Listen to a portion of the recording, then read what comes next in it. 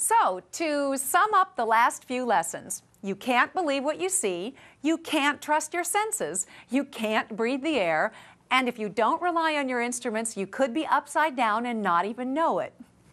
By now, you guys have got to be sitting there thinking there can't be anything else, right? Wrong. Another thing that can happen to you is hyperventilation. Hyperventilation means you breathe too much. Now, you would think that breathing is a good thing, right? I mean, it's breathing. You take in oxygen and expel carbon dioxide. How in the world can you breathe too much? Well, you might do it from emotional tension, fear, or excitement. And as you know, flying can induce all those emotions at the same time. So what happens is that you start to breathe very, very fast. Now, the problem with that is that you get rid of too much of the carbon dioxide in your body, and you need a little carbon dioxide in order to tell your lungs to breathe. Rapid or extra deep breathing like this can even happen to you while you're using oxygen.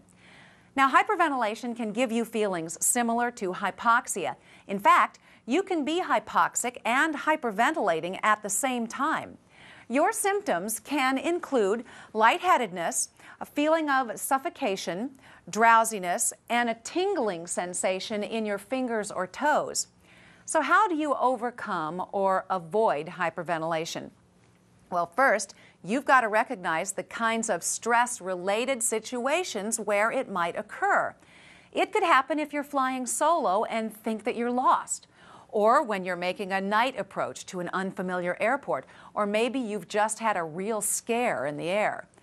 So if you find yourself in a situation like this and you notice that you're breathing rapidly, first, slow down your breathing rate. How? Try breathing into a bag like this guy is doing, or talk aloud, or even sing, but not over the radio, please. Do anything you can to slow your respiration. Some people suggest that you recirculate your breath in a six-sack to load up your carbon dioxide level. That's a great idea, but make sure the sack is empty first. As a pilot, you'll sometimes find that stress and fatigue from job or home can be debilitating.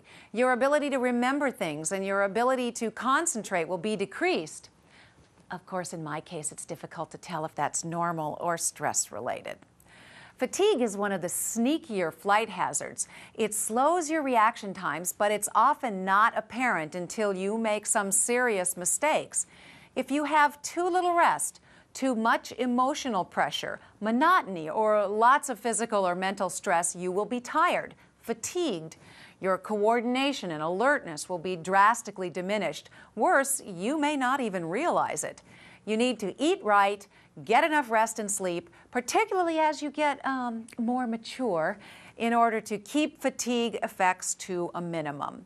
Everyday living pressures can get in the way of good pilot performance, often in very subtle ways.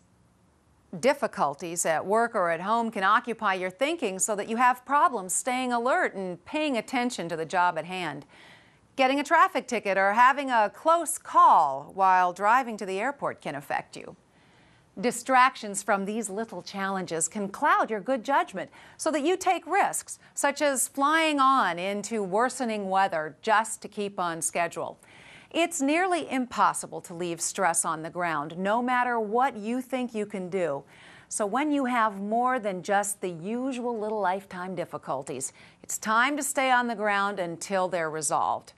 Now, guess what? This is our last bubble bursting session. No more will we tell you who or what you can't trust in the air.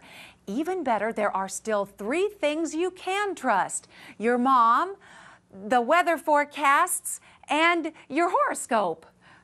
Well, 1 out of 3 ain't bad.